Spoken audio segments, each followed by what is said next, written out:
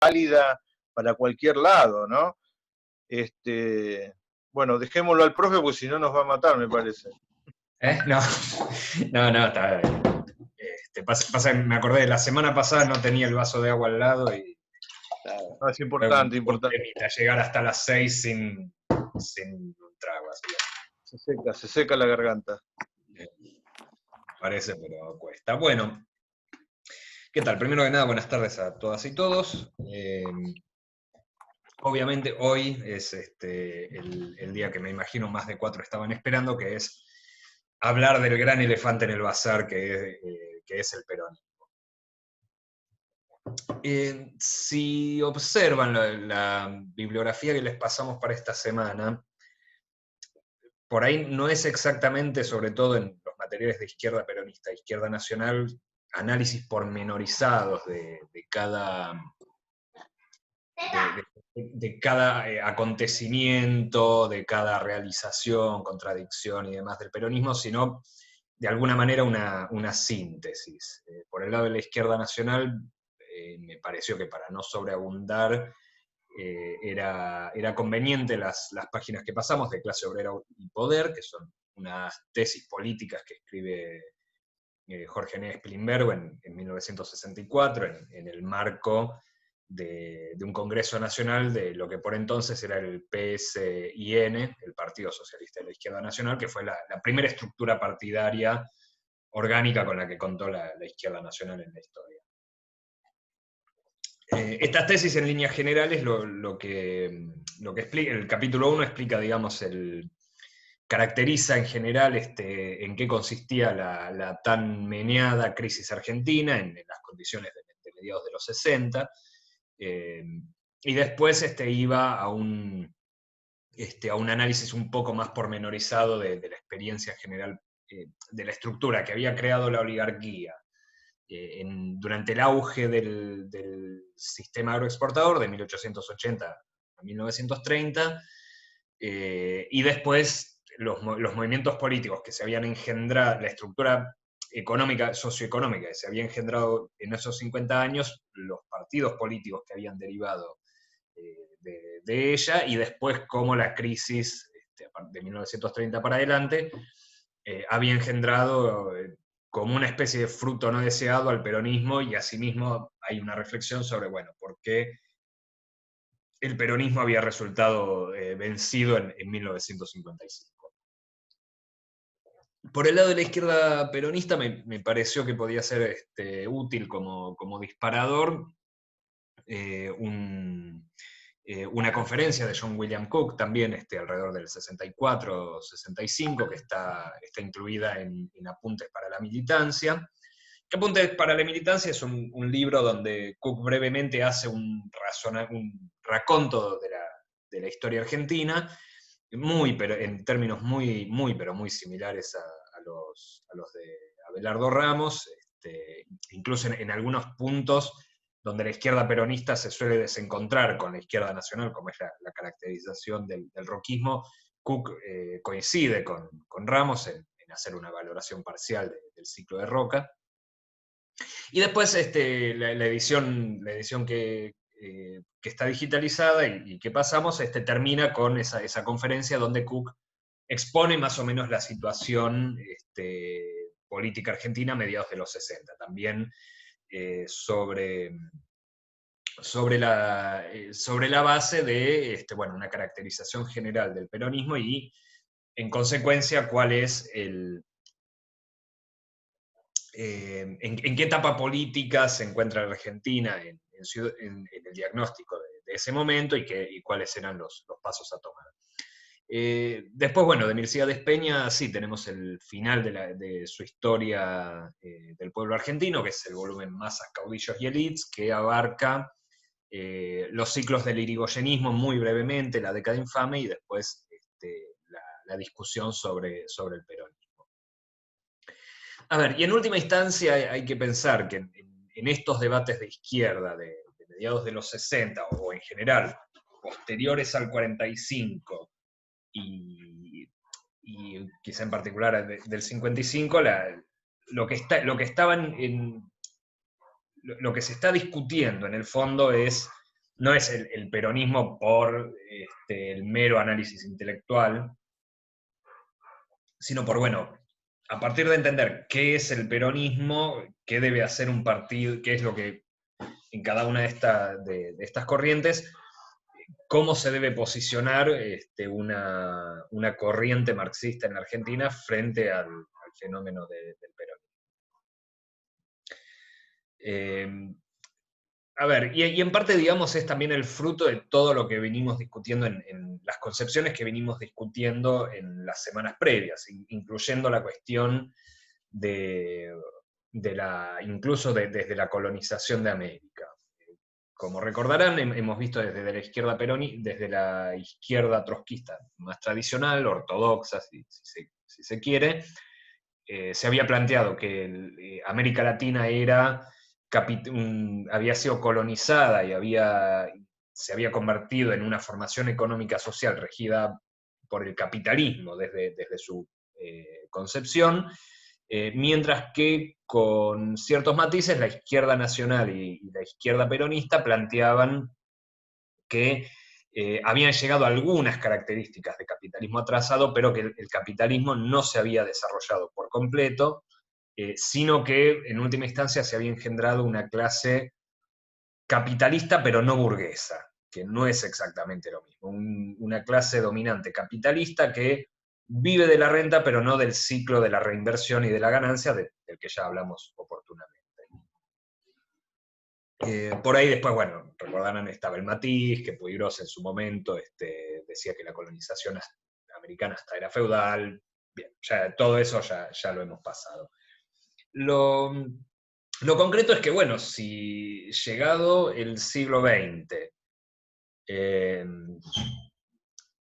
llegado el siglo XX, la América Latina y la Argentina están inmersas en el capitalismo, la conclusión sería que la contradicción fundamental es obreros contra proletarios y por lo tanto lucha contra los partidos burgueses, o si en el caso de la izquierda peronista y la izquierda nacional estamos en una fase atrasada del capitalismo, donde ese capitalismo mantiene su atraso en razón del dominio de una oligarquía que no es, que no es burguesa, aunque sí sea capitalista. Entonces las tareas pendientes de la revolución burguesa todavía deben encararse y la actitud ante los movimientos nacional burgueses va variando según la situación. Un poco habíamos anticipado la semana pasada al hablar del fin de la década infame que el surgimiento del peronismo es de alguna manera una combinación del fruto no deseado de los efectos de la crisis del 30 y del propio sistema que la oligarquía crea en esos 15 años. Inicial habíamos dicho que como la disputa por la renta agraria diferencial en la semicolonia próspera había permitido hasta cierto punto que algunos sectores de la oligarquía aceptaran, también no sin lucha en el medio, pero finalmente tuvieran que aceptar la imposición de un régimen democrático, el cual le había permitido al radicalismo irigoyenista llegar al poder y a partir de ahí hacer un reparto un poco más equitativo de la renta sin cuestionar de todos modos el destino agroexportador de la Argentina. Todo eso, digamos, podía ser válido en la medida que los altos precios de las exportaciones primarias argentinas permitieran puertas adentro hacer un reparto de esa renta en el cual era tolerable que la oligarquía por ahí no tuviera las riendas del poder político. Tolerable, digamos, en el sentido de aceptar prestarse al juego electoral, lo cual esto no impidió todo la famosa política de obstrucción desde el Senado que se le hizo a la obra de Irigoyen, la búsqueda de conmocionar situaciones con la posibilidad de llevarse puesto al gobierno radical, formar alianzas interpartidarias contra el irigoyenismo, etcétera, etcétera. Pero nada de eso tuvo mayor resultado hasta que la crisis del 30 hunde los cimientos del sistema, y la semicolonia próspera del 80 y del centenario se hunde, se derrumba.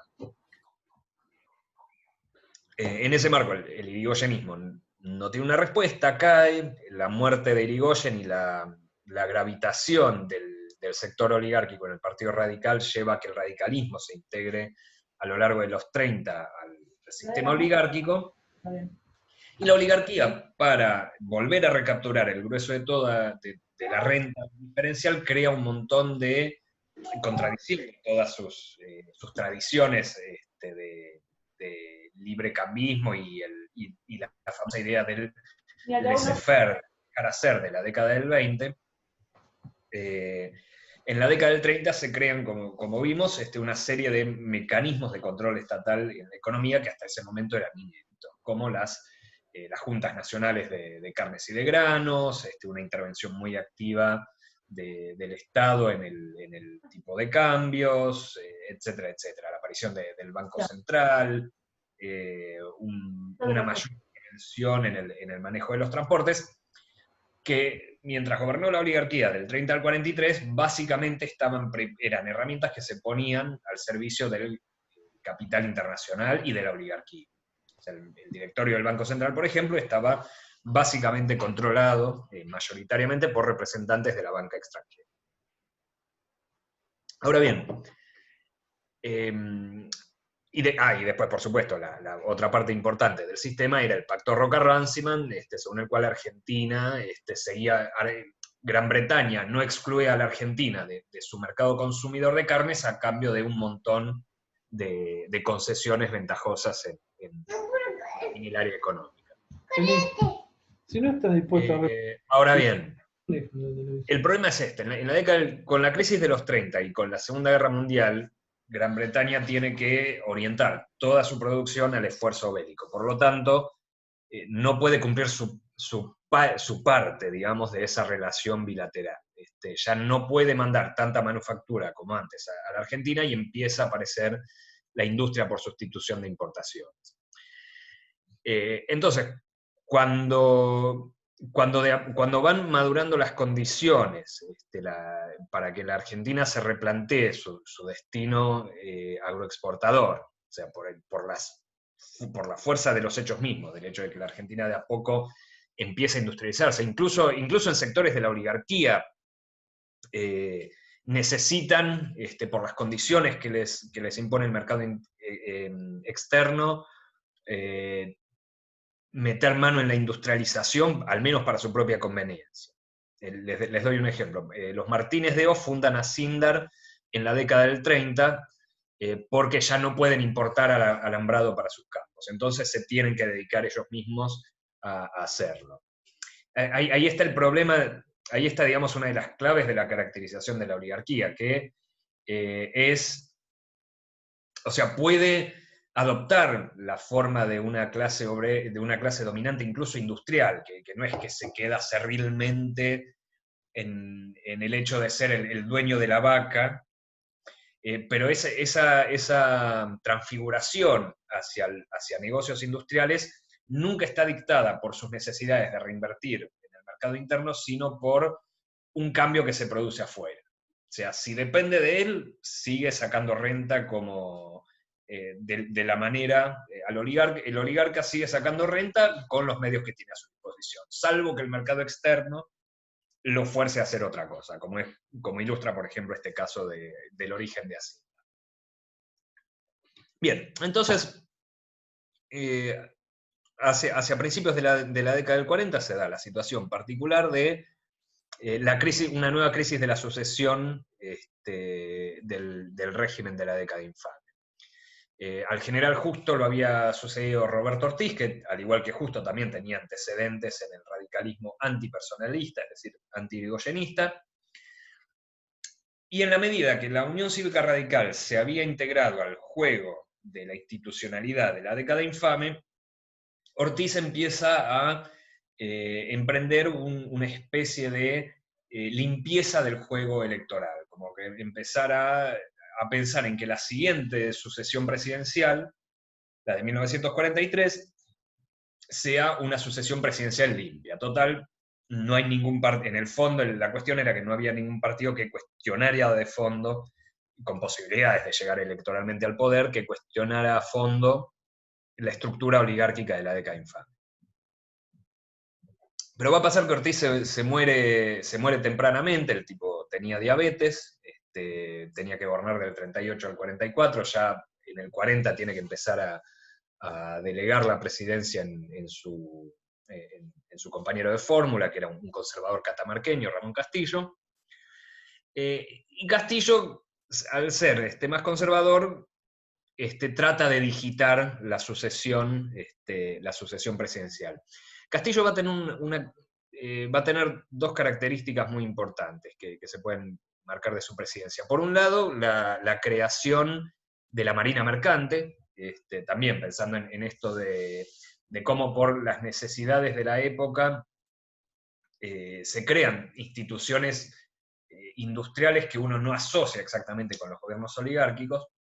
Y la segunda cuestión es que Castillo va a ser también un firme neutralista ante la Segunda Guerra Mundial. No tanto quizá por convicciones nacionales, sino porque en tanto conservador y más vinculado a Gran Bretaña, coincide, digamos, con los británicos en la necesidad de una Argentina neutral. O sea, en las condiciones de la guerra y de la batalla del Atlántico, Gran Bretaña prefería que la navegación argentina de América hacia Europa fuera respetada, que los barcos mercantes argentinos no fueran blanco de los submarinos alemanes. Entonces, en ese sentido, en principio, a Gran Bretaña le convenía más la neutralidad argentina. Y en este punto había una diferencia con su aliado norteamericano. Ahora bien, la sucesión del 43 se perfilaba para Robustiano Patrón Costas, un propietario azucarero del norte argentino, no me acuerdo específicamente de qué provincia en este momento, no sé si era tucumano o de dónde. Y en realidad la candidatura de Patrón Costas venía a llenar el vacío que había producido la inesperada muerte del general Justo a principios del 43. O sea, todo apuntaba a que Justo iba a ser presidente por segunda vez, pero el tipo se muere antes. Y como decíamos la semana pasada, es un excepcional caso de un hombre del bando oligárquico que se muere antes de poder hacer más daño, que es un privilegio que rara vez gozamos. Lo cierto es que, bueno, la candidatura de Patrón Costas, o sea, Justo podía coquetear con una segunda presidencia en la medida que tenía un lazo con el ejército, pero Patrón Costas, que ya era un hombre externo al ejército, en un ejército donde había contradicciones entre sectores liberales, entre sectores más partidarios de un nacionalismo económico industrial, o sectores, incluso que efectivamente lo sabía, más pro-fascistas o pro-nazis. En medio de toda esa interna y del descrédito en el que cae a los ojos de los militares el sistema político de la década infame, el rupturista Patrón Costas, el hombre de partidario de romper la neutralidad e incorporar a la Argentina al bando aliado, es una solución que el ejército decide no tolerar. Y ahí se produce el golpe del 4 de junio de 1943. Y acá empiezan nuevamente las diferencias en las apreciaciones de los autores. Desde el punto de vista de izquierda nacional, y en gran medida de la izquierda peronista, el golpe del 43 es la caída, el fin de la década infame por el hecho de que las condiciones estructurales del país nuevo industrial que se está gestando, a pesar de los gobiernos oligárquicos que no tenían un interés en ese sentido, finalmente son demasiado fuertes como para que queden contenidas. Entonces, a falta de un partido político representante de ese programa nacional burgués, de ese programa industrializador, el ejército llena el vacío a través del golpe.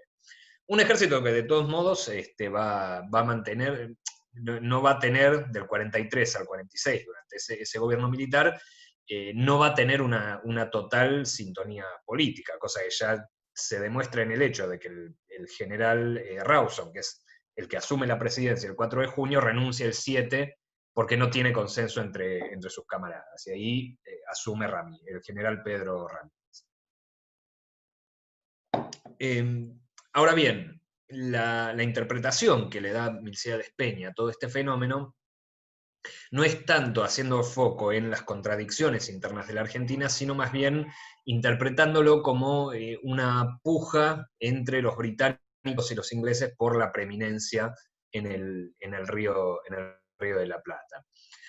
Lo cual, a ver, Peña se agarra de un hecho concreto, que es que efectivamente había sectores oligárquicos que ya veían con mejores ojos la relación con Norteamérica antes que con Gran Bretaña. Por ejemplo, Federico Pinedo, que habíamos contado, hacia 1940 había diseñado un plan económico que vinculaba a Argentina mucho más con Estados Unidos que con Gran Bretaña. Entonces, para Milcíades Peña la cuestión estaba dada por este hecho, o sea, el acento lo ponen en esta puja que tenía.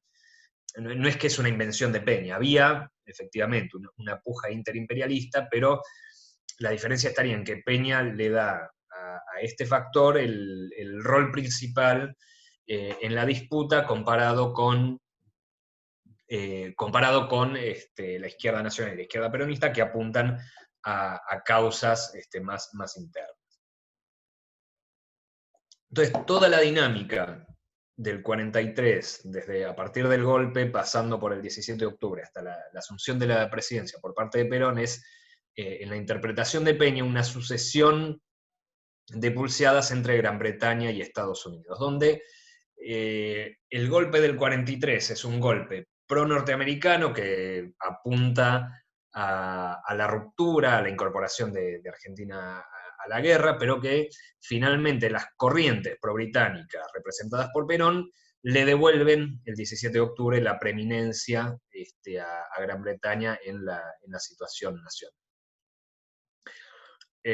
De más está decir, aquí en general todos estaremos más familiarizados con la visión de izquierda nacional, izquierda peronista, o en líneas generales de lo que son los espacios populares, nacional populares, como se los llama, según la cual el golpe del 43 fue el punto final a la década infame y la apertura de un proceso en el cual se va elevando la figura de Perón desde fines del 43 a través de la Secretaría de Trabajo y Previsión, su relación cada vez más estrecha con los trabajadores, y finalmente con esa eclosión que es el 17 de octubre, donde queda consagrado su liderazgo después de los intentos de correrlo del medio de la escena política, y que consecuentemente a partir del 17 de octubre el gobierno que se inicia en el 46 después de las elecciones es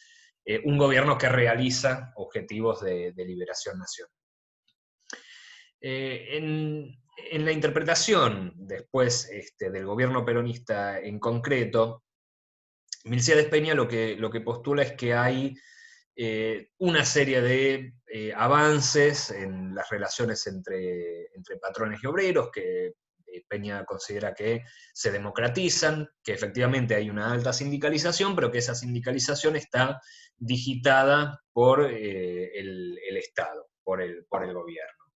A ver, vamos a decir la verdad, Peña se agarra, se sustenta su tesis a partir de hechos concretos, como es, por ejemplo, el hecho de que los sindicalistas que son protagonistas de la jornada del 17 de octubre, una vez que llega Perón al gobierno, son rápidamente corridos de la escena, ¿no? Es el famoso caso de Cipriano Reyes, que va preso, y también de Luis Gay, que es dirigente telefónico y uno de los principales referentes de la CGT hacia 1945. Y también es cierto que el peronismo efectivamente no se caracteriza del 46 al 55 por los mejores modales en materia de comunicación y discusión política, sino que por el contrario es un hecho, una propaganda y una exaltación del culto a la personalidad de Perón y de Eva Perón muy fuerte, que, entre otras cosas, tiene el efecto de irritar a las clases medias. Ahora bien, el punto, digamos, de esta cuestión efectivamente pasa de nuevo por la interpretación de este hecho y por el peso que se le asigne también a las cosas que ocurren paralelamente, como son las nacionalizaciones de las ramas de la economía, de la banca, el manejo de la renta diferencial y del comercio exterior a través del IAPI. Todo en líneas generales lo que, quien más, quien menos, todos medianamente sabemos que son las realizaciones del peronismo. De la Constitución del 49 también, en torno a ahí están las discusiones. Peña, por ejemplo, señala de vuelta el hecho concreto de que es una constitución que no concede el derecho de huelga, y según Peña, el decreto 40, creo que era el que nacionaliza los recursos del subsuelo, sin embargo está contradicho por las concesiones en las que, el plan de concesiones en el que entra Perón para la explotación petrolera hacia fines de su segunda presidencia. En el 54, cuando se firman, se emprenden una serie de contratos con la Standard Oil para la explotación petrolera en la Patagonia. Esos contratos en su momento fueron motivo de un gran escándalo de todo el arco político opositor, que aprovechó, se valió de esa situación para denunciar supuestamente el doblez de la política peronista, que se proclamaba nacionalista en economía, pero le señalaban que le hacía concesiones al imperialismo norteamericano. Haciendo un paralelo, no me suena demasiado diferente. En la actualidad, cuando en 2014-2015 se hablaba de la explotación china en Vaca Muerta, y de golpe Elisa Carrió era la primera antiimperialista, denunciando al imperialismo chino al que nos iba a entregar el gobierno kirchnerista. Bien, y finalmente, al cabo de todo esto, también hay un hecho que es ineludible, que es el golpe del 55. ¿Cómo lo explica Peña? Bueno, según Peña, también se explica a partir de la contradicción entre los intereses norteamericanos y los intereses británicos. Perón no era suficientemente pro-norteamericano, por lo tanto, ahí se produce el golpe. Digamos, el golpe del 55 también resulta de esta puja entre intereses, y nuevamente el imperialismo decide sacarlo del medio. Y el balance final que hace Peña, y voy a tomarme un segundito para hacerlo textual. Le voy a pedir al anfitrión que habilite la función de compartir pantalla, que no la estoy teniendo. Entiendo. A ver, tendría que estar. Espera. Quiero poner compartir pantalla, pero dice el anfitrión inhabilitó la función de compartir las pantallas de los participantes. A ver, espera. Dale. Si no, la hago más directa y leo textual, que dice Peña: sindicalización masiva e integral del proletariado fabril y de los trabajadores asalariados en general. Democratización de las relaciones obrero-patronales en los sitios de trabajo y en las tratativas ante el Estado, o sea, las paritarias. 33% de aumento en la participación de los asalariados en el ingreso nacional. A eso se redujo toda la, comillas, revolución peronista, que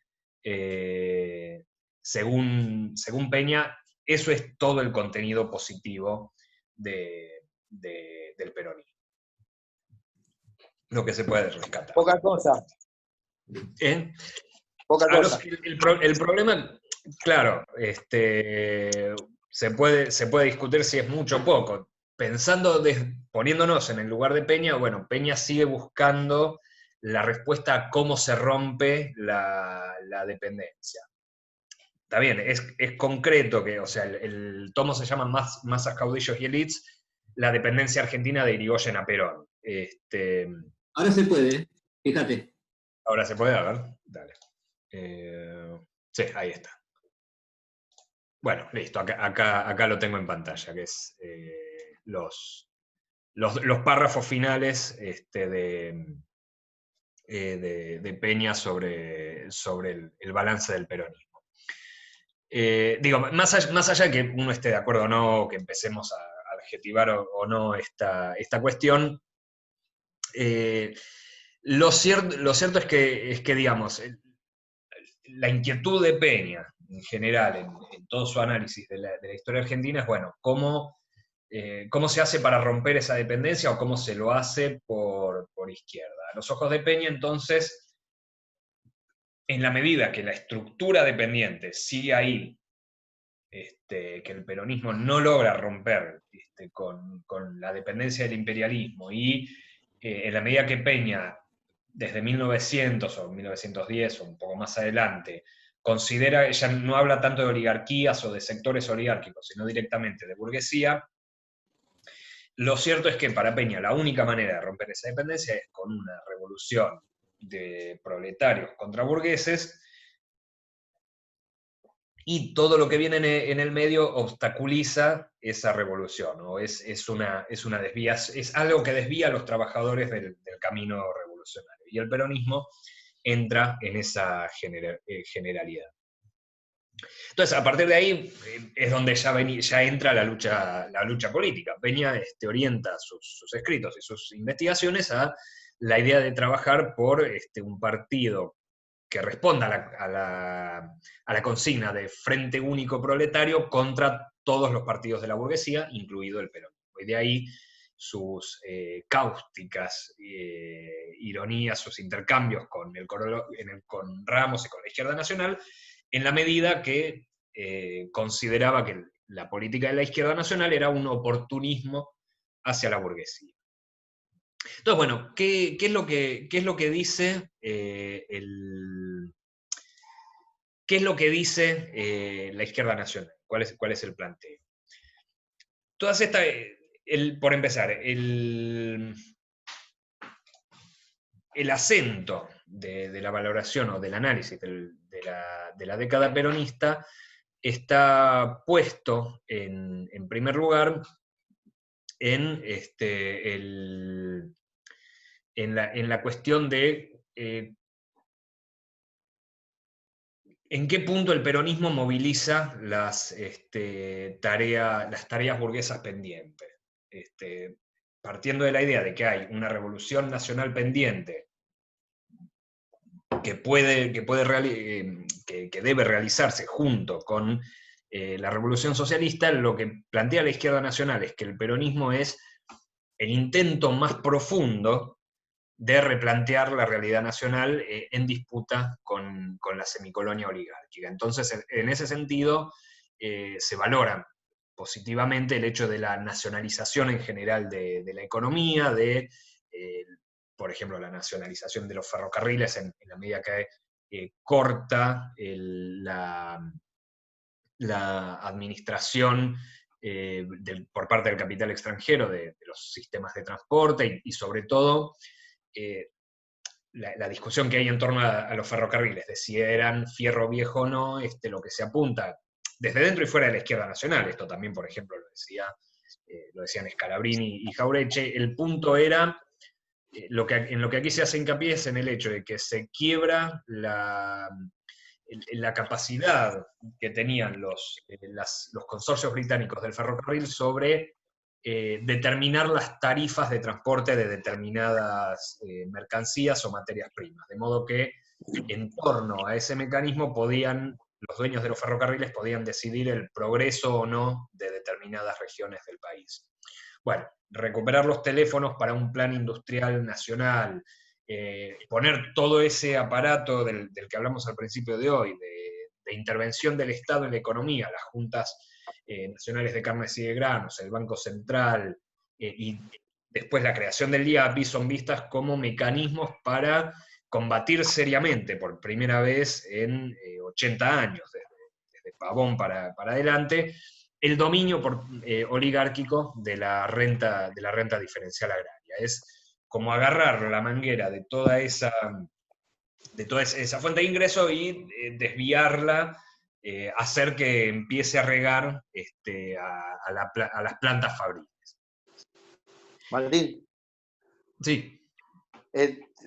En dicho, no sé si encaja o no, pero el Frente Policlasista Nacional Antiimperialista al cual, si somos marxistas, deberíamos apoyar internamente para que cuando esa conducción burguesa falle por su propia conducción de burguesa, estar en la primera línea para llegar a la patria socialista.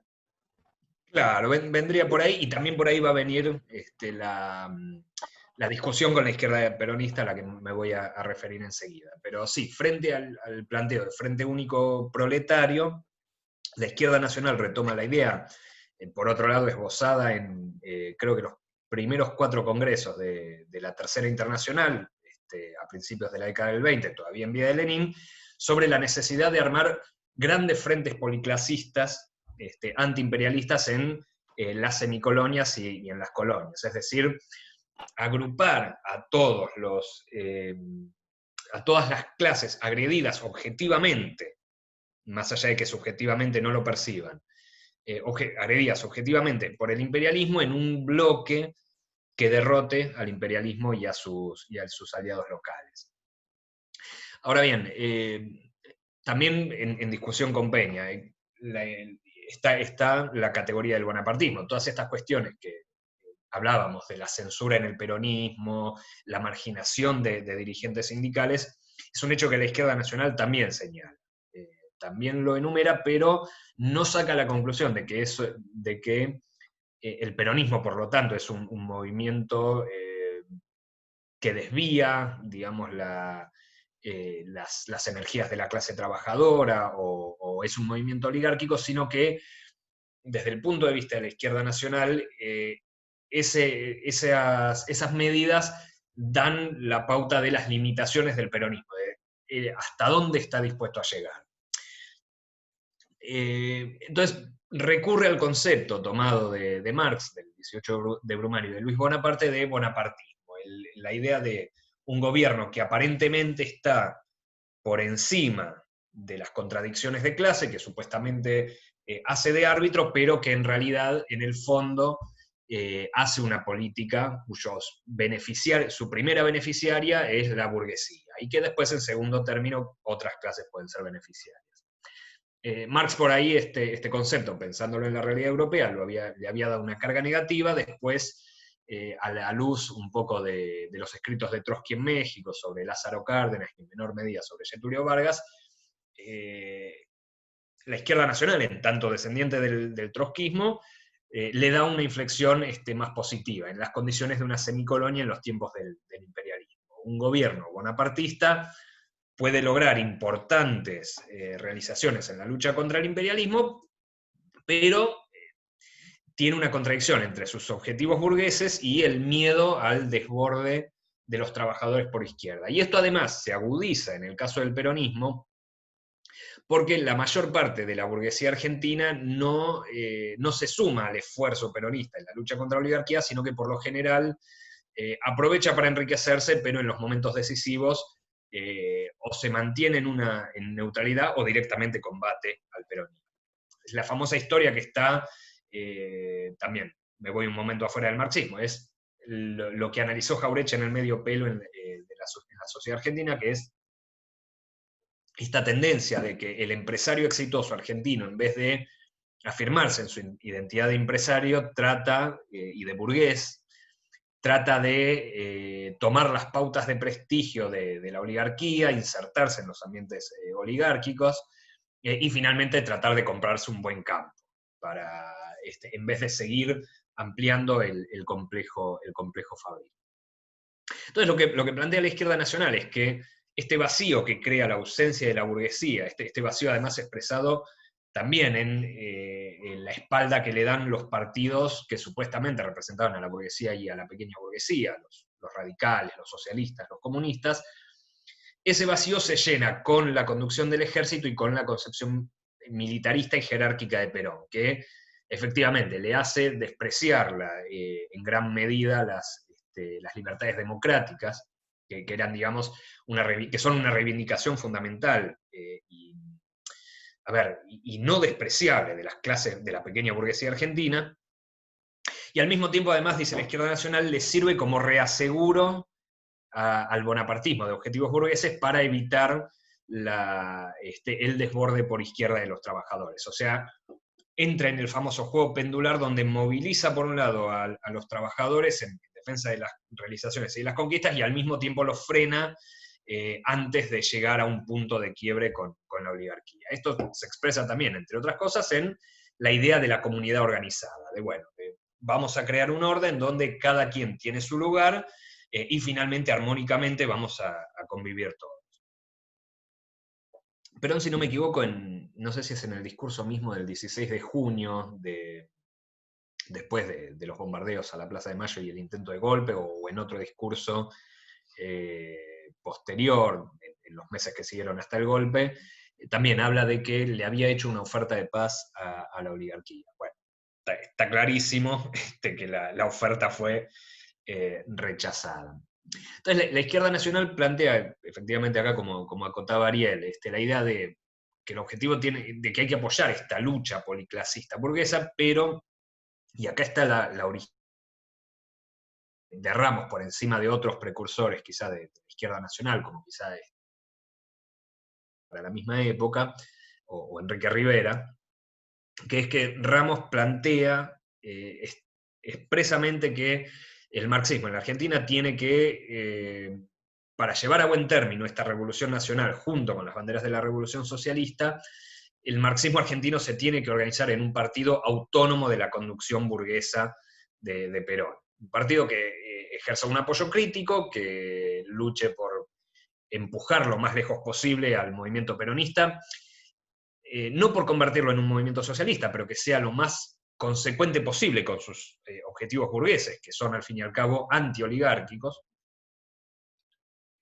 y eventualmente que sí que esté en condiciones de, cuando el peronismo el movimiento burgués llegue a su límite, tomar la posta y finalizar la revolución, de manera conjunta, la revolución nacional y la revolución socialista. O sea que rompe con la idea, la izquierda nacional rompe con la idea de que nacionalismo y socialismo en los países semicoloniales necesariamente estén opuestos. O sea, hay un punto de choque a la larga, pero depende bastante del momento de coyuntura política. Y entonces acá aparece la diferencia con la izquierda peronista. A ver, durante el peronismo, lo habíamos hablado un poco en el primer encuentro, Rodolfo Puigros, por ejemplo, rompe con el Partido Comunista para apoyar a Perón. Hernández Arregui también rompe con sus raíces radicales para incorporarse al peronismo, pero si bien ambos se valen del análisis marxista, de entender a partir de la lucha de clases los fenómenos políticos argentinos, entender al peronismo a la luz de la lucha de clases, tanto Hernández Arregui como Puigros van a creer, y junto con ellos después también Cook y otros autores, van a creer que sí, es posible desde adentro del peronismo crear una ala izquierda que eventualmente tome la posta y convierta al peronismo en un movimiento de objetivos socialistas. Entonces, la diferencia parece pequeña, que es la necesidad o no de hacer un partido político, pero va a llevar a que, si bien la izquierda peronista y la izquierda nacional sean compañeras de ruta, va a tener tras de sí algunas, se va a traducir en diferencias muy concretas en el campo político, que es, por un lado, la negación de la necesidad del partido político, y por ejemplo, en el caso de Hernández Arregui, que esto está en algo que no incluí para esta clase porque ya eran demasiadas páginas, pero en la formación de la conciencia nacional, Hernández Arregui, una de sus últimas páginas, son unos anexos que hay en la edición del 70, creo, es una charla con dirigentes de las Fuerzas Armadas peronistas donde donde se plantea que el movimiento revolucionario se expresa a través del peronismo, incluidos los sectores que aspiran a un socialismo en la Argentina, y que no se descarta ningún tipo de lucha, como por ejemplo tanto la pertenencia al partido peronista o la lucha armada. En el caso de Cook, y acá es lo que es interesante de las páginas que les pasamos por mail en la semana, Cook, por ejemplo, plantea que va más allá inclusive, va al punto de considerar que el peronismo directamente realizó la revolución nacional burguesa, y que por lo tanto es hora de pasar a la etapa de la revolución socialista. Es decir, que según Cook, ya hacia la década del 60, ya no tenía caso intentar que el peronismo siguiera siendo un partido de objetivos burgueses, sino que había que convertirlo en un partido de objetivos marxistas, porque ya ahora sí, en 1965, después de 20 años, la Argentina se había convertido en un partido, en un país dividido fundamentalmente entre burgueses y proletarios. O sea, en el análisis de Cook, la caracterización de oligarquía y burguesía se va volviendo cada vez más difusa, empieza a usarlos prácticamente como sinónimos. Entonces, a partir de ahí es que Cook entra en su etapa de análisis más clasista, que lo lleva también a reivindicar la necesidad de la lucha armada. Convengamos que además en Cook hay un impacto muy grande de la Revolución Cubana, de su vida en Cuba, entonces, y también en general del foquismo, que es un fenómeno que la idea de que se podía reproducir en cualquier lugar de América Latina la experiencia cubana de el pequeño golpe de mano que significaba una organización guerrillera para finalmente vencer al imperialismo. Entonces, en estos pequeños matices se ve cómo la izquierda peronista valora en líneas generales, de manera igual, que la izquierda nacional al peronismo como un movimiento progresivo de ruptura con el imperialismo, pero en última instancia la izquierda peronista termina considerando que el peronismo por sí solo agota la contradicción nacional y es capaz de elevarse a la etapa de la revolución socialista. Mientras que la izquierda nacional sigue sosteniendo que eso no es posible, que el peronismo puede dar pasos muy grandes hacia la liberación nacional, pero que la prueba del 55 fue demasiado para el peronismo y que la revolución nacional y socialista queda pendiente. Después, bueno, ya excede por ahí el análisis de los textos que estamos manejando, lo que pasó desde 1955 hasta la fecha. Si bien, como decíamos al principio, podemos ver hoy en día las tesis de Peña y del morenismo en general son básicamente defendidas por el MAS, no tanto por los partidos que integran el Frente de Izquierda y los trabajadores, pero sí se puede decir que en líneas generales lo que caracterizamos como el trotskismo, un segundito, como el trotskismo más tradicional, sigue considerando que la situación político-social de la Argentina es de enfrentamiento entre burgueses y proletarios. Y en ese sentido se opone al peronismo en tanto movimiento burgués. La izquierda nacional, siendo que estamos atomizados y demás, los que nos reivindicamos así, seguimos sosteniendo que con mucha agua que ha corrido bajo el puente, con otras condiciones y demás, el peronismo volvió nuevamente a hacer este intento de llevar adelante la lucha por la liberación nacional en el tercer gobierno de Perón, aún con todas sus contradicciones y sus aspectos más tenebrosos, que después del predominio de la derecha peronista, y que también lo intentó de nuevo a partir de los años del kirchnerismo.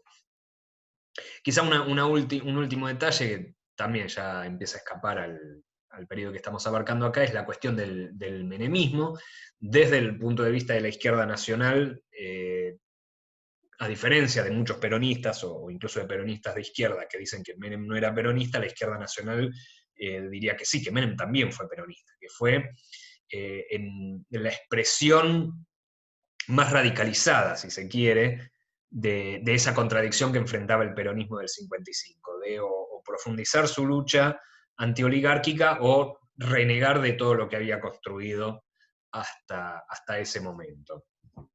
En las condiciones de la caída del muro de Berlín y el fin del mundo bipolar, Menem no tuvo mayores escrúpulos en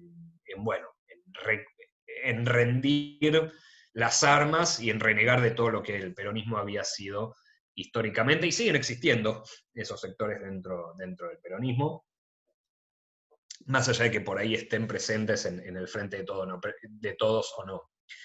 Pero digamos, en esta limitación de no poder romper la lucha definitivamente con el sistema de propiedad privada y de clases sociales, siempre está en la baraja del peronismo la opción de retroceder brutalmente renegar de sus banderas históricas. Y esto se vio claramente en el periodo 89-99. Y en última instancia, se podría decir que en parte el kirchnerismo fue muy tributario de, claro, acá Ariel comenta, tomar la carta de retroceder 10 casilleros, y es una opción. El peronismo de alguna manera u otra maneja esa opción o maneja la opción intermedia, que fue lo que hizo Perón en el 55, es ni una cosa ni otra, correrse del medio, y en todo caso después, bueno, después ahí vienen las fórmulas como la organización vence al tiempo y demás. Yo no voy a caer en decir que Perón en el 55 fue un cobarde y que eso demuestra la cobardía y la falsedad de sus realizaciones, pero tampoco voy a estar de acuerdo en que esta idea de que la organización vence al tiempo y que se puede evitar el enfrentamiento decisivo para ganar tiempo y después vencer a la oligarquía por desgaste a largo plazo, me parece que no funciona, y las sucesivas experiencias lo vienen demostrando a lo largo de 60 años. Pero bueno, eso justamente es tema que podemos discutir en un formato un poco más detallado.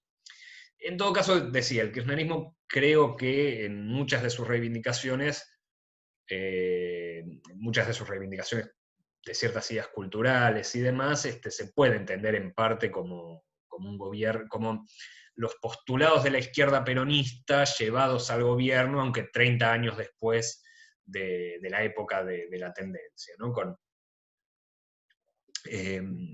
A ver, de vuelta, con el quiebre en el medio que significó la caída del muro y la idea de, o sea, si el mundo es conservador en general, no es gratis, digamos, los últimos 30 años es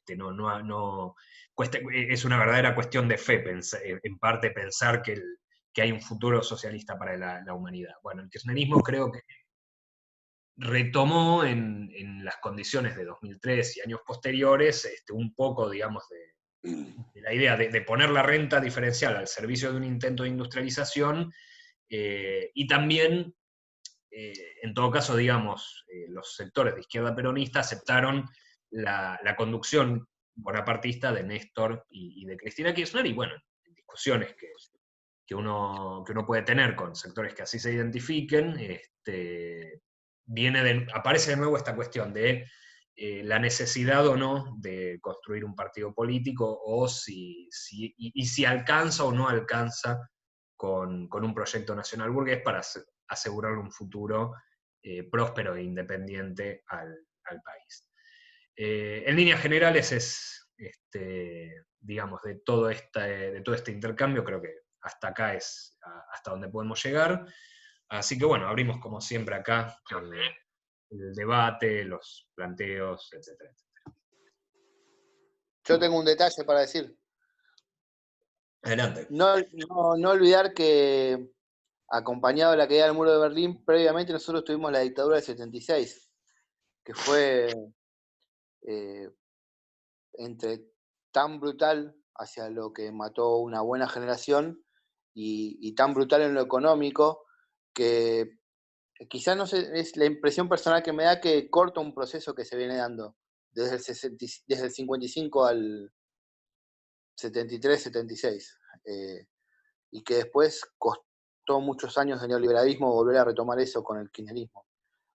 Con todas las críticas que haya hacia el kirchnerismo, quizás en lo económico fue menos duro que el peronismo y más democrático en otras cuestiones, pero costó muchos años volver de eso, entre la dictadura del 76 y la caída del muro de Berlín y el turco con los 90, fue un proceso muy, muy complejo incluso para las aspiraciones, ya no te digo que de lucha de clases y socialistas, sino para las aspiraciones propias de apoyar el movimiento policlasista.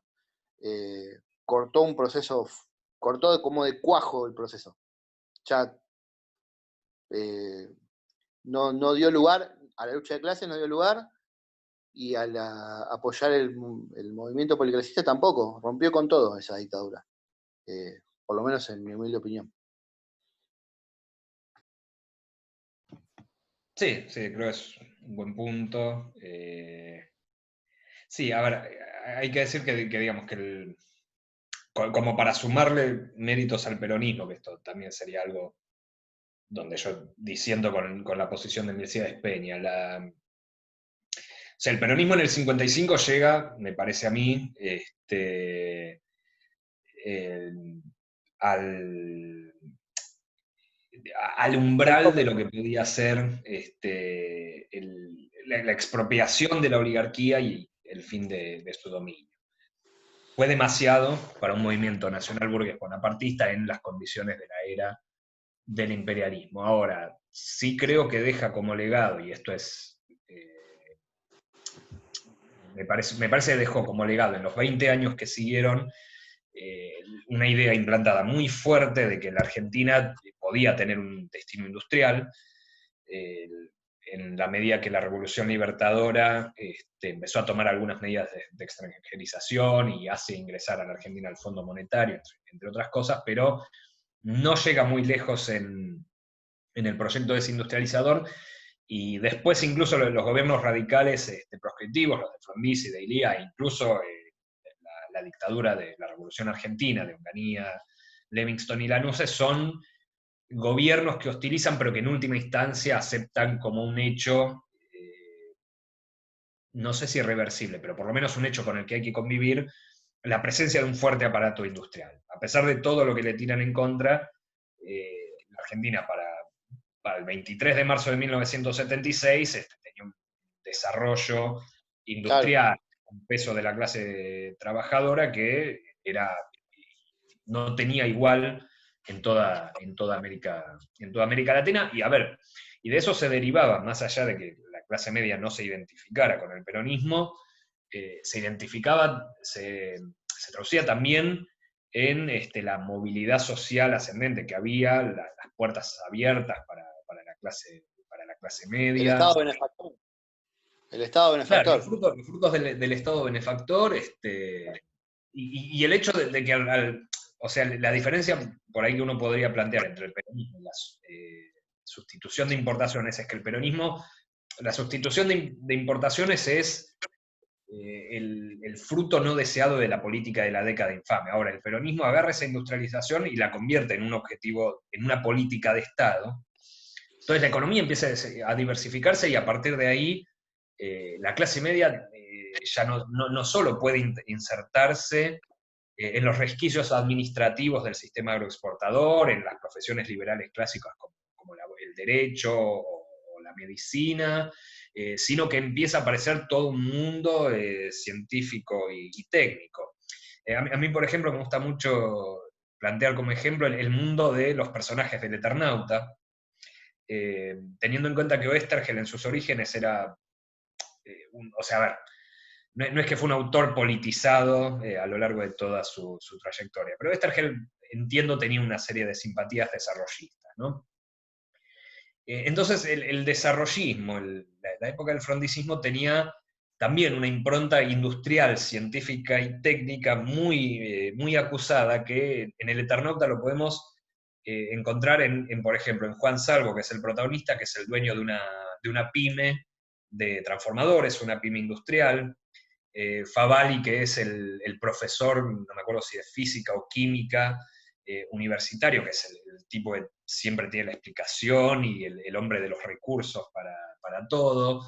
Después Franco, que también es obrero industrial, pero además es estudiante de ciencias duras, después está Lucas, que es bancario, pero también es aficionado a la ciencia, es el tipo que diseña un detector de radioactividad propio, casero. O sea, son todos personajes que de alguna manera u otra responden a ese imaginario de la Argentina científica y técnica y moderna que postulaba el frondicismo. Que después, bueno, es otra discusión sobre la naturaleza del desarrollismo, sobre, bueno, por qué no hizo pie, por qué se enfrentó al peronismo, son cosas que por ahí nos quedan afuera del encuentro de hoy. Pero a lo que voy, sí, de 1955 a 1976, la industria argentina y el carácter industrial de la Argentina es un hecho. Es algo que solo los muy recalcitrantes discuten, y esos muy recalcitrantes toman el poder el 24 de marzo de 1976, porque después de un 17 de octubre y de un Cordobazo, la conclusión que saca la oligarquía, en el marco además de la crisis del petróleo del 73 y la financiarización y el avance del neoliberalismo que empieza a partir de ese momento, la oligarquía, la conclusión que saca es, con la industria hay que barrer, y es, entre otras cosas, un golpe a la capacidad material del proletariado de organizarse. Entonces sí, del 76 para adelante hay una política decididamente antiindustrial donde se rompe todo lo logrado en esos 30 años, por lo menos del 45 al 76. Y sí, por supuesto, todavía hoy estamos tratando de remontar esa derrota. Ramos plantea en la era del bonapartismo que para él, desde el punto de vista de la década del 50 y del 60, consideraba que la historia argentina terminaba en el 45, en el 46, y que a partir de ahí empezaba la política. O sea que las cosas que eran parte del pasado se agotaban a mediados de los 40 y que el resto por el momento era política de actualidad, que como se dice, la historia en realidad o sea, la política de hoy es la historia de mañana. Bueno, en ese sentido, Ramos consideraba que con el peronismo empezaba la política argentina y que lo demás era historia, que había suficiente distancia. Tomando esa frase, sí, yo pensándolo en esos términos, yo diría que de alguna manera, todavía aunque han pasado casi 50 años, la actualidad argentina empieza con el golpe del 76, solo que no en un sentido positivo con el 45, donde se dejó atrás años de predominio agroexportador, sino que, bueno, estamos tratando de volver, por lo menos a la Argentina industrial de los 50, 60 y 70, o empezar a construirla de nuevo, esta vez sin la amenaza, en lo posible, de la restauración oligárquica. Y sí, por supuesto, es remontar toda esa destrucción, que me parece no solo es material, sino que también es de enorme retroceso cultural y social. Sí, es una cuesta muy, muy empinada.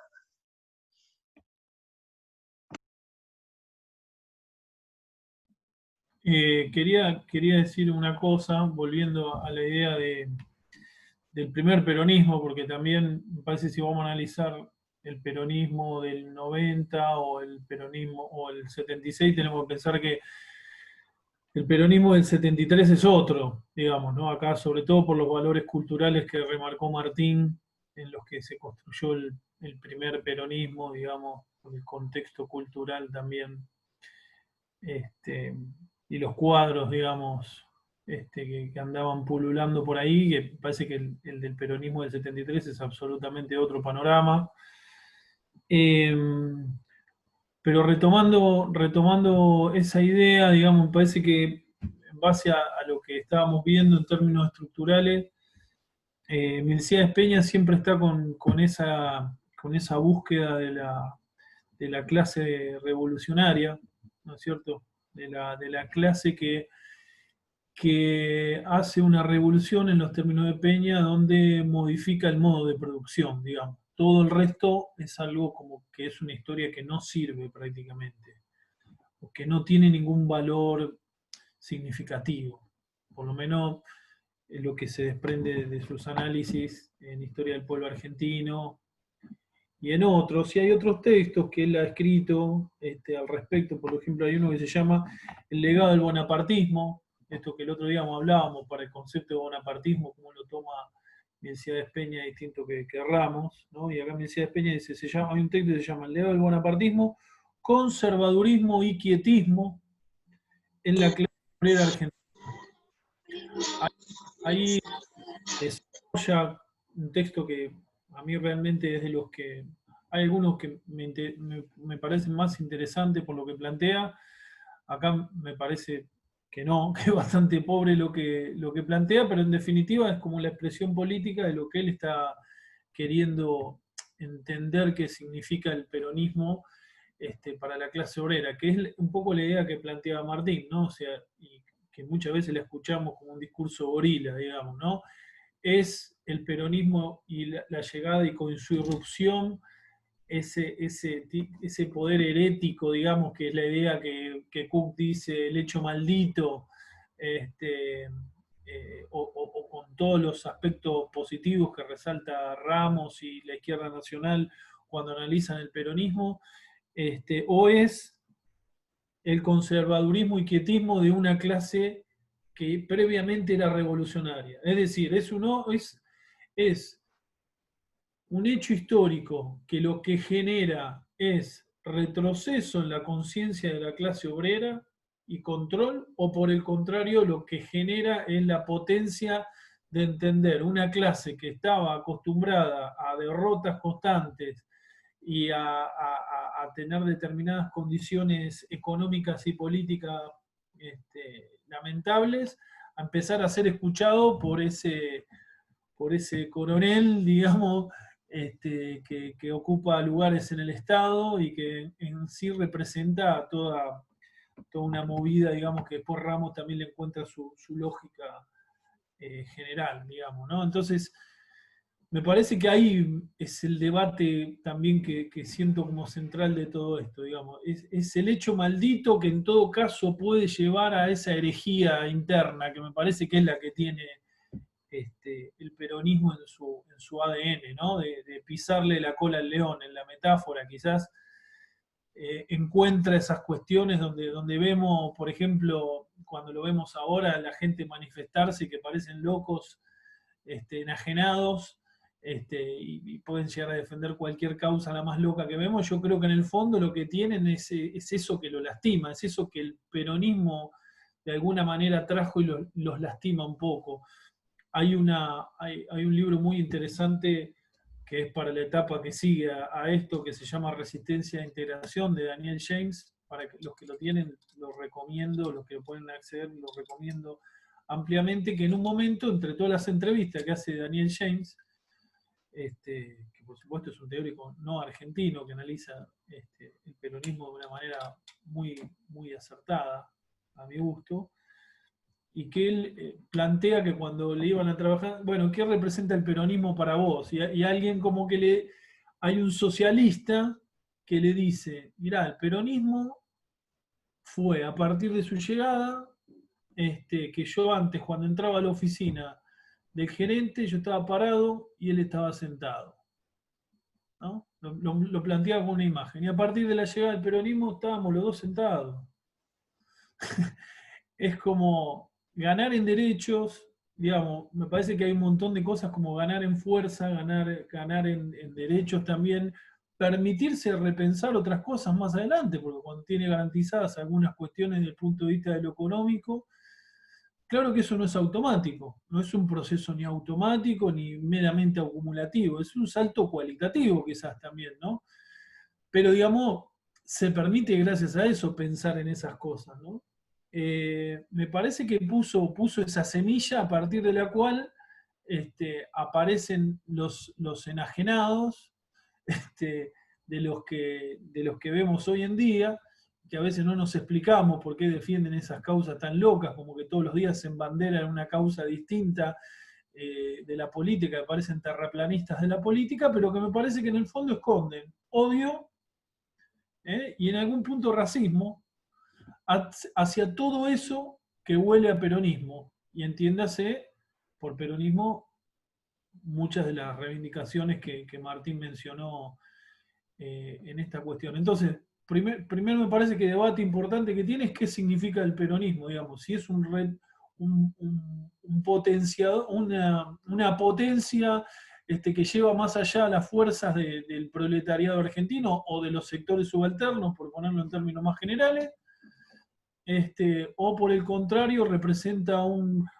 conservadurismo y quietismo, digamos, porque acá la conclusión a la que llega Peña es, bueno, yo estuve buscando, no lo dice así, ¿no? Pero en términos teóricos, yo estuve buscando la clase obrera que transforme las relaciones de producción para que pueda llevar adelante la transformación socialista, no la encontré en toda la historia. Cuando encuentro mi clase obrera, llega el peronismo y le cagó la cabeza. Le enseñó a no luchar, le enseñó a no... Bueno, toda una serie de cuestiones en las que se basa Peña, para mí equivocadamente, para analizar, digamos, como que es efectivamente una acción retardataria de lo que genera. Y bueno, un poco por lo que señaló Martín, también en comparación al otro movimiento nacional que habíamos visto antes, otra cosa que me gustaría remarcar es esta historia de cómo el irigoyenismo se construye desde la resistencia, desde las bases, desde la convicción, y bueno, llegado al Estado tiene otras cuestiones, y cómo el peronismo se construye más de otra manera, ¿no? Se construye más desde el Estado, y entiende el Estado de otra manera, y bueno, es un ADN que lleva a que los sucesivos momentos del peronismo, que no es que no ha tenido buenas performance o desempeño en la tradición de resistencia por fuera del Estado. Sí lo ha tenido, pero digamos, pero entiende esa lógica del Estado y se ha construido desde el Estado. Y eso quizás también es algo que puede ser limitante a la hora de pensar otras formas de construcción alternativas. Insisto, no quiero no quiero decir que no tuvo tradición de resistencia, porque estaría faltando la verdad absolutamente. Pero me parece que hay una diferencia respecto a cómo se construyó el irigoyenismo como movimiento nacional versus cómo se construyó desde el Estado el peronismo. Y por último, una cosita más, recomiendo mucho, digamos, la lectura del 17 de octubre, que a mí siempre me conmueven especialmente las crónicas. Hay una crónica que armó Grimson en su último libro, un poco recopilando toda la información por él probada, pero la armó como una crónica, y de alguna manera está ahí planteado cómo fue los días del 17 de octubre, y es realmente... me parece emotivo y emocionante de todo lo que significa y lo que significó el peronismo, que como dice Néstor muchas veces, Néstor, el padre que tengo acá abajo, yo lo tengo acá abajo, no sé si es acá abajo para todo, que es el pueblo en ese momento diciéndole a Perón, bueno, vos sos nosotros, y como esa transferencia de identidad en su líder, es difícil de pensar y de trasladar y de comprender, digamos, si no se entiende también como ese hecho fundante del peronismo, que es donde el pueblo y los trabajadores fundan el peronismo en gran medida, ¿no es cierto? Así que bueno, eso no quiero extenderme más. Ahora voy a leer todos los que me escribieron acá. Listo. Quería hacer una consulta. Saboreo. No, yo quería plantear un poco el tema del retroceso que significó el menemismo, ¿no? Con todas las privatizaciones que llevó adelante, ¿no? ¿Cómo fue posible y todavía no se pudo recuperar todas las empresas que en un momento fueron del Estado, ¿no? Los servicios, gas, bueno, eso me parece que sería interesante, ¿no? Pensar por qué fue ese retroceso y cómo todavía no se pudo volver de eso. A ver, si me preguntás a mí particularmente, yo creo, a ver, haría falta, digamos, un poco de material escrito al respecto, que lo hay, pero como decía Marcos Munstock, no se sabe si tuvo hermanos. Es decir, yo en este momento no lo sé, tal vez sí se sabe. Entonces, digamos, yo no conozco específicamente la bibliografía sobre el menemismo. En lo que hace a la izquierda nacional, tenemos alguna recopilación de artículos prensa partidaria de Spilimbergo al respecto. Después, antes de la pandemia, también estábamos en una tarea de reconstrucción del archivo partidario, pero bueno, no hay un libro síntesis como son los libros de Ramos, de la historia vista desde la izquierda nacional, desde por lo menos el 45 o el 55 para adelante.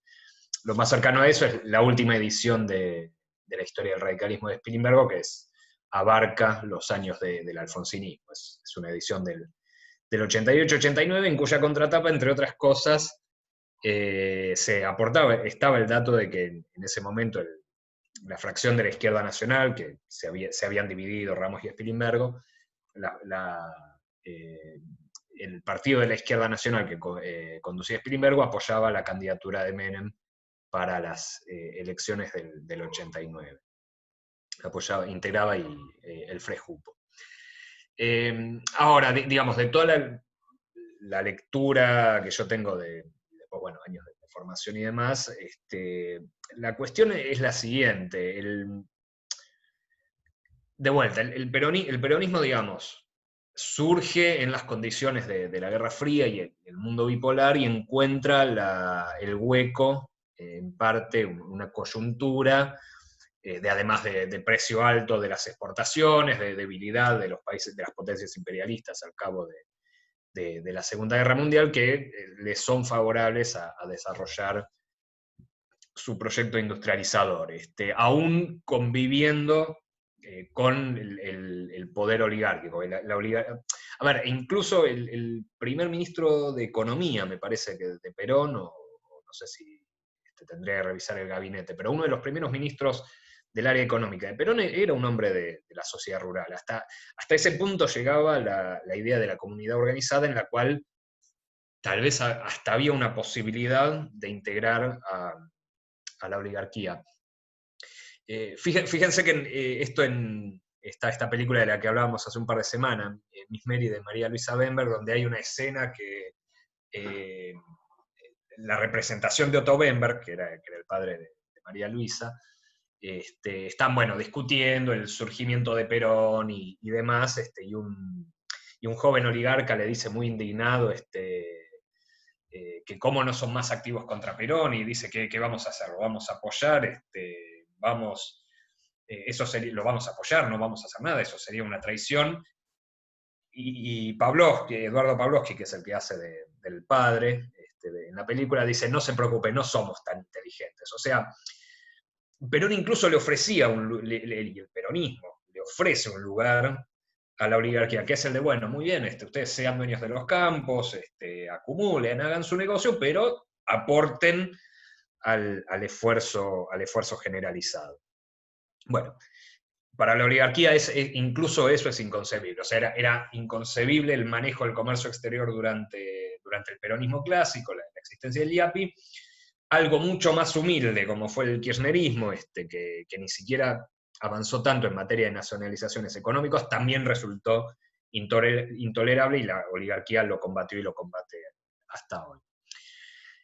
Entonces, bueno, esta cuestión de que siempre hay un momento en que se plantea el enfrentamiento entre el proyecto del peronismo y el proyecto oligárquico, al peronismo le ofrece opciones. Le ofrece la posibilidad de romper ese límite, como dijo en un artículo de 2002 sobre un candidato peronista, Spilimbergo, aceptar la falta en vido de la historia, hacer lo que hizo Perón, efectivamente, dejar la cuestión inconclusa o para más adelante, o la opción que se barajaba en el 55, con la presión de algunos sectores industriales que apoyaban a Perón, de retroceder en todo el campo de la intervención estatal y las conquistas sociales y económicas. O sea, renegar de todo lo que se construyó hasta el momento.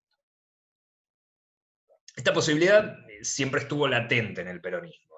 Y antes de Menem, lo que se puede caracterizar como un menemismo antes de 1989 es el rodrigazo. Toda la gravitación de estos sectores que dentro del peronismo existían y que, o sea, en vida de Perón nunca pudieron gravitar demasiado dentro del movimiento peronista, y que sin Perón en escena tuvieron un momento de preeminencia que fue ahí durante el ministerio de Rodrigo.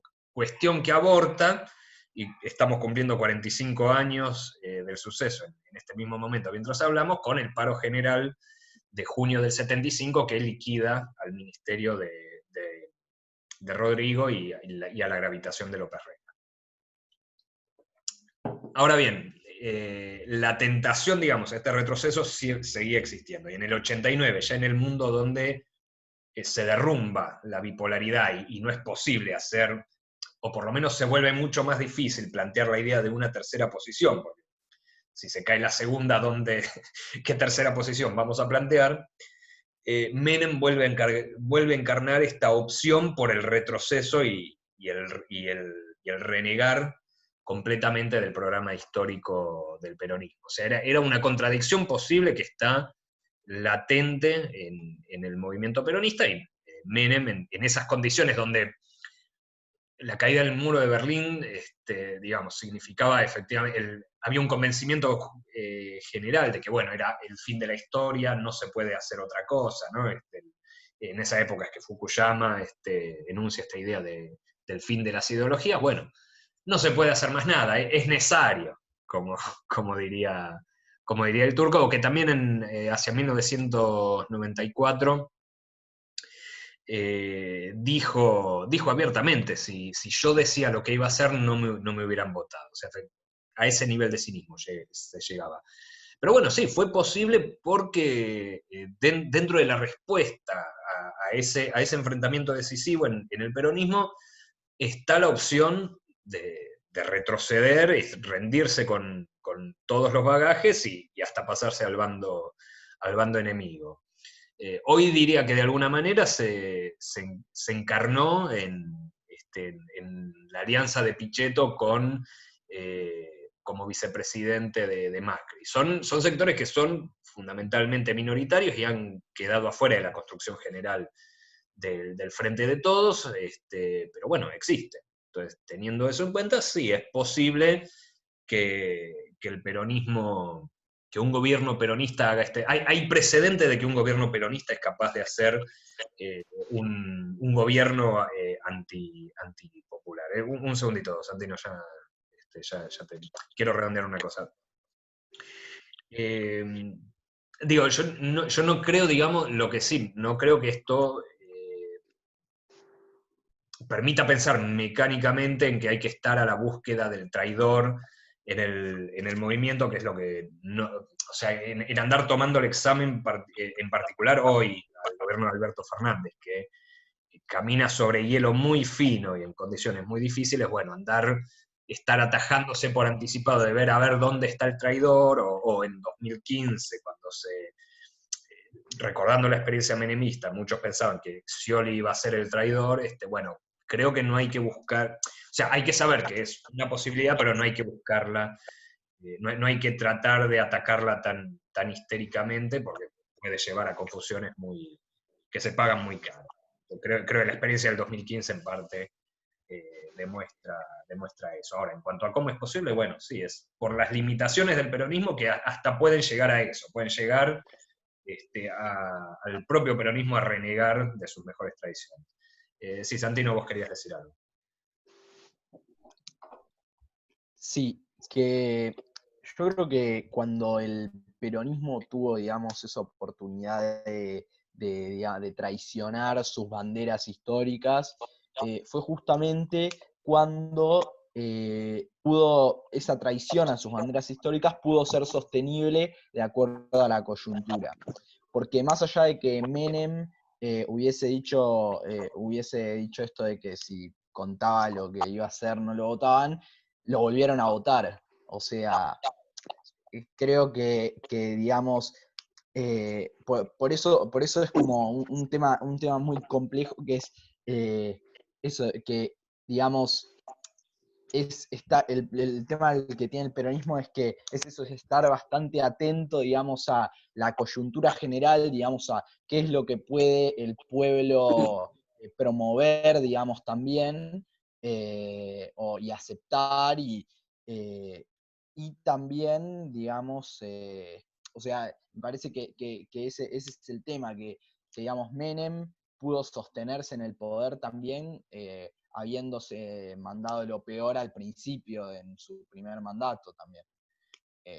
Entonces, creo que la cuestión está ahí, sobre todo, de que el peronismo puede traicionar no solamente porque puede acordar con la oligarquía, sino porque puede hacer que cierta parte del pueblo acepte ese modelo, ¿no? No digo el peronismo en general, sino digo el peronismo en este caso, en el caso de Menem.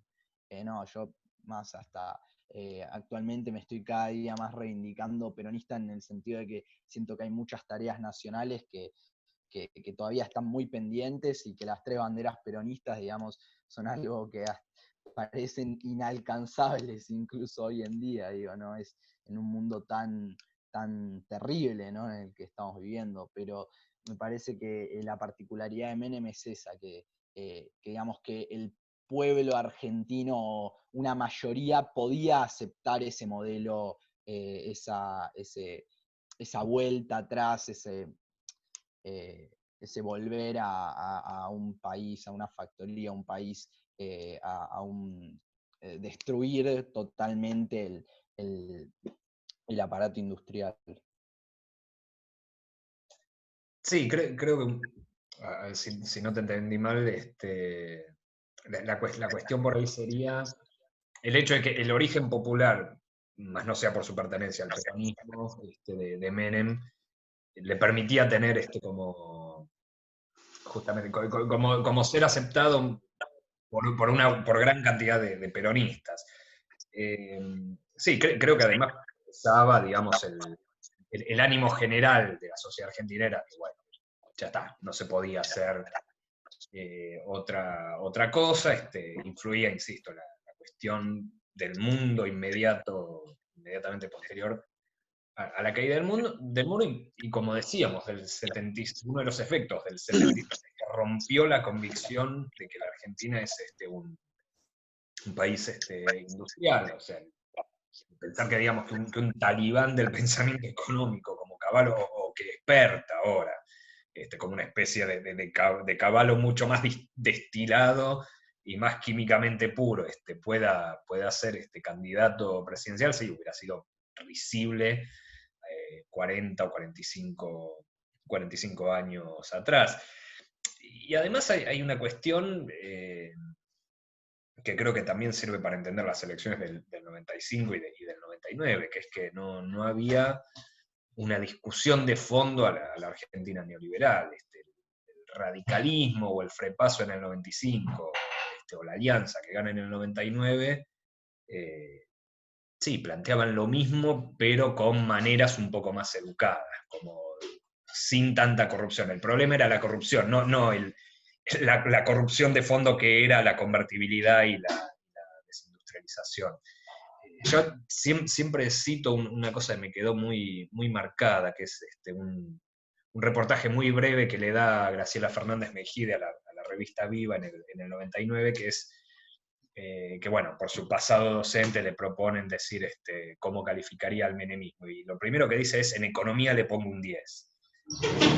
El problema es que en instituciones y no sé qué otras cosas le pongo un 1. Pero o sea, las opciones al menemismo, el problema creo que del 89 al 2001, y sería un objeto de una larga discusión que yo no me considero que cuento con los elementos para darla por el momento, es que sí, todos los partidos políticos eran variantes del mismo programa. El peronismo se integró a eso. Yo creo que en gran parte, una de las cosas que se recuperó en 2001, aunque no sea con la potencia que quisiéramos, es que en las elecciones presidenciales se volvieron a discutir proyectos de país. No es de ahí que no sea lo mismo el kirchnerismo que sus opositores, y que en 2003 no era...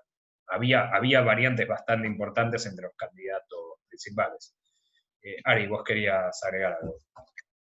Sí, sin renegar de la potencia burguesa nacional del peronismo, ni de su poder de transformación, quería que perdiéramos de vista ahí por ahí en contraposición, no creo que los sectores, entre comillas, traidores sean minoritarios, sino no quería que perdiéramos de vista esto que, por ejemplo, en el Frente de Todos tenemos gente como Duhalde que apoya el campo, o como Massa, que sabemos más bien ligado al capital extranjero.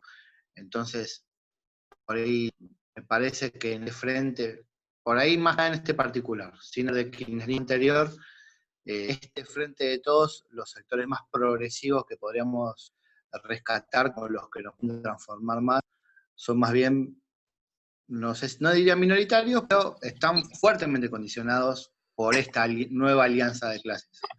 Y que hagan justamente lo que vos decís, que camine en hielo delgado el presidente.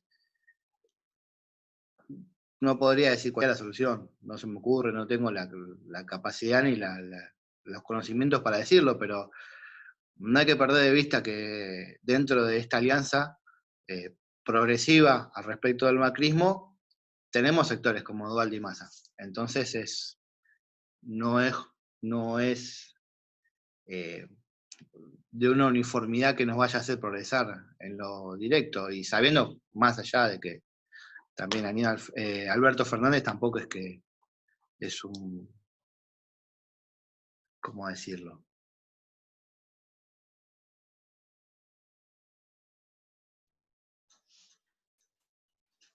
Lo congeló la reflexión, parece.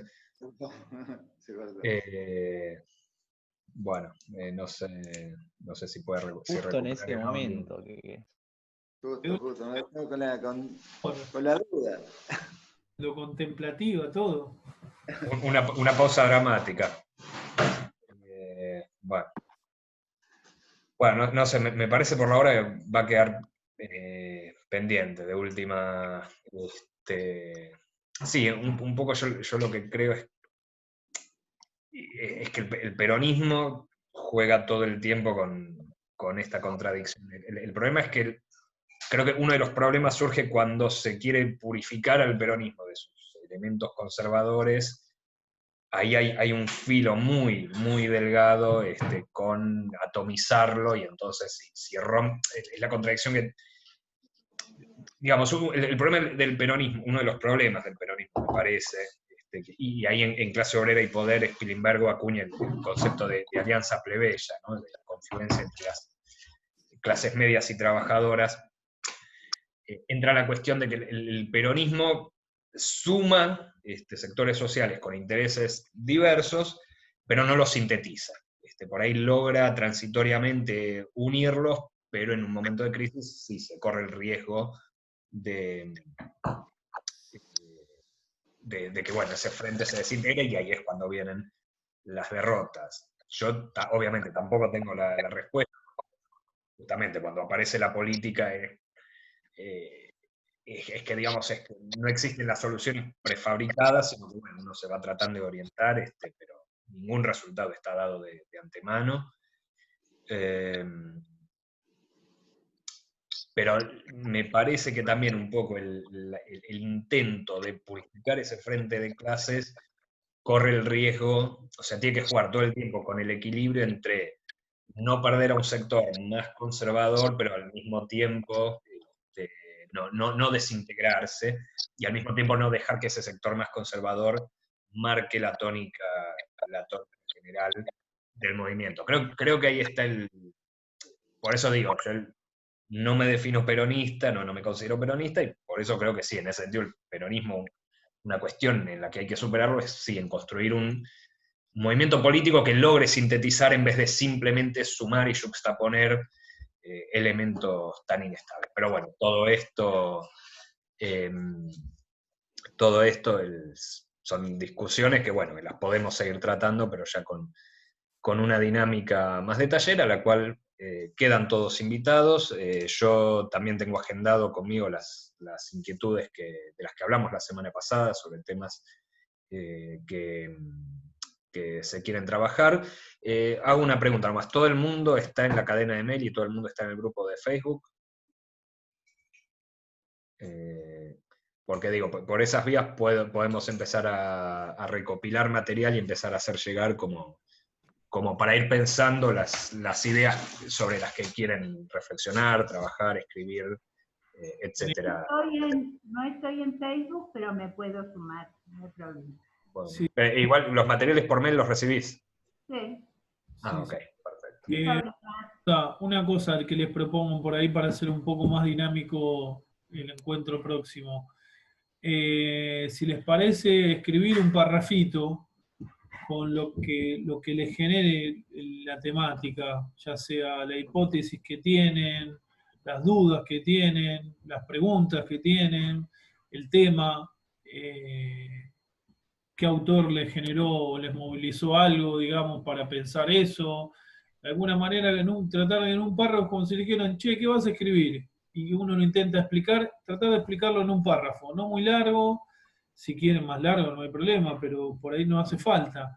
Y ténganlo, o si quieren lo mandan al mail, si no lo tienen, y a partir de eso utilizamos como disparador para empezar a pensar un poquitito más lo que cada uno puede escribir, que no tiene por qué ser ni grande ni enorme, sino al contrario, tratar de decir una idea de lo que uno piensa y que por lo menos se entienda lo que uno quiere transmitir.